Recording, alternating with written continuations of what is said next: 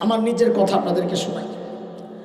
এক সময় খুব দোয়া করতাম আল্লাহর কাছে, আল্লাহ সেজদা অবস্থায় মৃত্যু দিও, আল্লাহ তোমার কালামের তিলাওয়াত অবস্থায় মৃত্যু দিও, আল্লাহ তোমার ঘরের তওয়াফ করা অবস্থায় মৃত্যু দিও, আল্লাহ জিহাদের ময়দানে এমন মৃত্যু দিও যে আমার লাশটাও খুঁজে না পাওয়া যায়, ছিন্ন বিচ্ছিন্ন হয়ে গোটা ময়দানে ছড়াইয়া ছিটাইয়া থাকে, আল্লাহ ওই মৃত্যু দিও। বিশ্বাস করেন এই দোয়াগুলো করে কত কান্না যে জীবনে আমি কাঁদছি। কাবার গিলাফ ধরে ধরে দোয়া কবুলের যত জায়গা আছে, খাটো মানুষ লাগ পাই না, ঝুলে ঝুলে কাবার দরজায় ঝুলে ঝুলে কত কান্না যে এই দোয়াগুলো করে আমি কান্না করছি।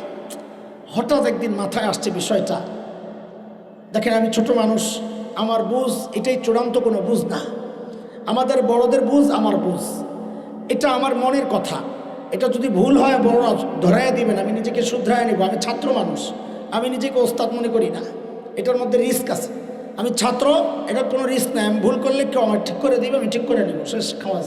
ছাত্র হয়তো ভুল করবে, আমার এই বুঝটা ভুলও হইতে পারে, কিন্তু আমার ছোট মানুষ বুঝ এটা। হঠাৎ মাথায় আসছে এই যে দোয়াটা করতেছি ঠিক আছে কিনা, কেন সমস্যা কি? সমস্যা হইল আল্লাহ হয়তো আমার দোয়া কবুল করছেন, আমি হয়তো সেজদা অবস্থায় মারা গেলাম কিন্তু আমার মালিক আমার উপর রাজি না, তো এই সেজদার কি দাম? আমি হয়তো তিলাওয়াত অবস্থায় মৃত্যুবরণ করলাম কিন্তু আমার মালিক আমার উপর রাজি না, তো এই তিলাওয়াতের কি দাম, ওই তওয়াফের কি দাম, ওই জিহাদের ওই মৃত্যুর কি দাম?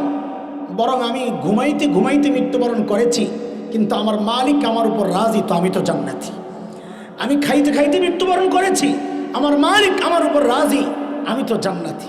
পরে চিন্তা করছি না, দোয়া একটু ঘুরাইয়া বলা, আল্লাহ এমন মৃত্যু দিও যে মৃত্যুর সময় তুমি আমার উপর রাজি থাকো, সন্তুষ্টির ঘোষণা দাও, আল্লাহ এমন মৃত্যু দিও যেই অবস্থায় হোক।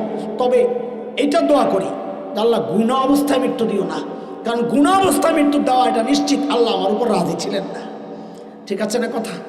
আমরা চাই কি চাই না এই মৃত্যু? বলেন, সবাই বলেন।